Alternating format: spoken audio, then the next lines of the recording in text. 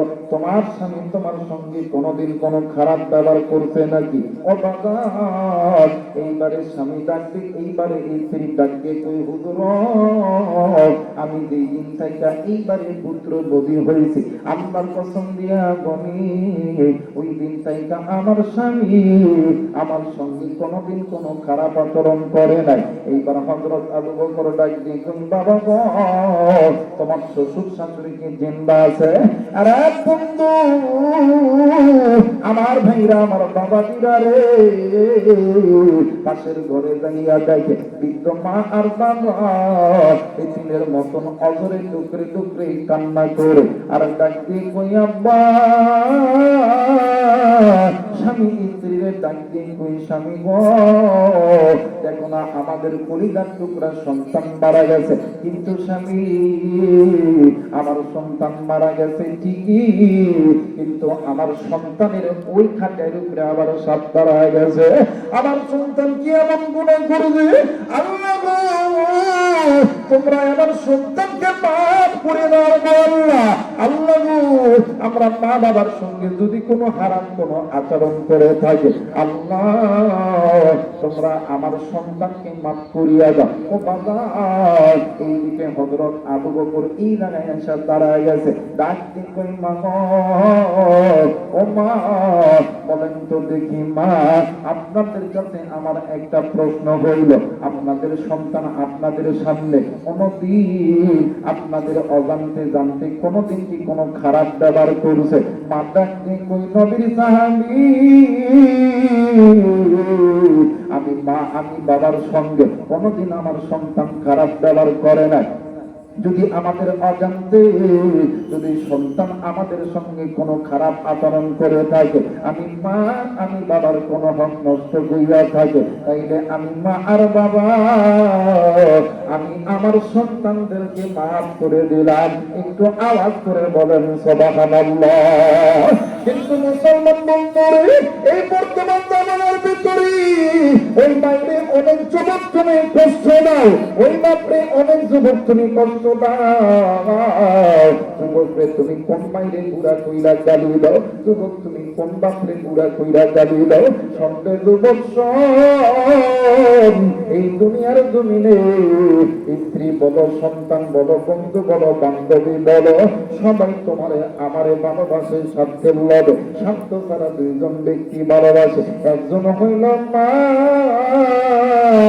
আর একজন হইল বাবা।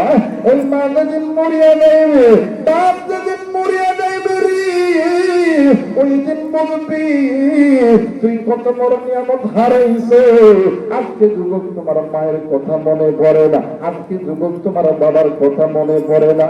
এই জায়গায় অনেক মুরব্বী আছেন রে বাবা, অনেকের বাবা আছে মা নাই, মা আছে বাবা নাই রে বন্ধু। আবার এমন লোক আছে রে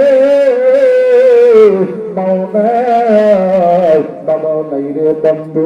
আমি গুনাহগার, আমার কথাই বলি, এই দুনিয়ার জমিনে আমার বাবা নাই। বছরে দুইটা ঈদের দিন,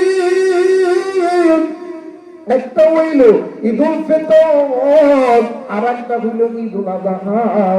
ঈদের নামাজ শেষ করার পরে আমি গুনাহগার এতিমের মতন নজর কইরা দেখি কত সন্তান আমারে আব্বা কইয়া ডাক দেয়, সন্তান বাবার কোলের মধ্যে চলে যায়, বাবার সন্তানকে আদর করিয়া জড়ায়া বলে আমি আদুরাইহা মাথাটি নিচের দিকে দিয়া আল্লাহরে ডাক দি কই আল্লাহ, এই দুনিয়ার জমিনে আমার যদি মা থাকতো, আমার যদি বাবা থাকতো, আমার তো এমন করিয়া আদর করতো রে আল্লাহ। মুসলমান বন্ধুরে, এই জায়গায় অনেকে আছে কার জানি বানাই রে, তোমার যেমন বানাই আমার নবীর মা ছিল না, তোমার যেমন বাবা নেই আমার নবীর কিন্তু বাবা ছিল না, তুমি যেমন এতিম আমার নবীও কিন্তু ছিল এতিম। কিন্তু আমার নবী ডাক দিয়ে কই উম্মত শোনো শোনো, এই দুনিয়ার জমিনে যদি কোনো উম্মত জিন্দা মা বাবার খেদমত করিয়া মা বাবারে খুশি করতে পারে, হাসরের ময়দান যেদিন কায়েম হবে, আমি নবীর উম্মত কইলা দাবি কইরা আমি ওই উম্মতরে জান্নাতের মধ্যে ঢুকাইব। আমার আল্লাহ বলেন, বান্দা শুনে নাও, ওয়াকাদা রাব্বুকা আল্লা তা'বুদু ইল্লা ইয়াহু ওয়া বিল ওয়ালিদাইনি ইহসানা। আমি আল্লাহর অনুগত্য ইবাদত করার পর তোমরা পিতামাতার প্রতি ইহসান করো, তোমরা পিতামাতার প্রতি দয়া করো, মায়া করো।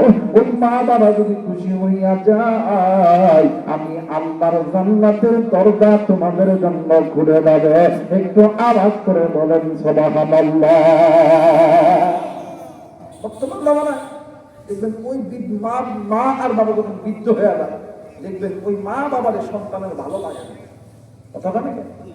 অথচ ওই মা বাবা নিজে শীতের দিন প্রস্তাব পায়খানা সাফ করছে, ওই মা বাবা রিক্সা চালায়, ভ্যান চালায়, ডাক্তারি করে, মাস্টারি করে, কৃষকতা করে, তোমার আমারে বড় বানাইছে।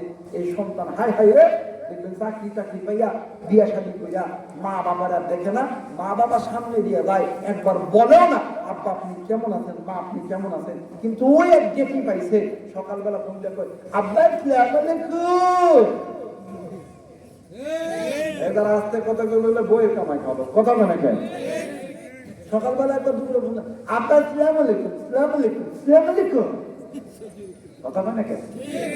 জীবন তুমি তোমার শ্বশুর শাশুড়ির খেদমত করো, ইসলাম বাধা দেয় নাই। কারণ শ্বশুর শাশুড়ির আগে ওই মা বাবার খেদমত করো, কারণ পিতামাতার চেহারার দিকে তাকাইলে কবুল হজের সওয়াব পাওয়া যায়, শ্বশুর শাশুড়ির চেহারার দিকে তাকাইলে কবুল হজের সওয়াব পাওয়া যায় না।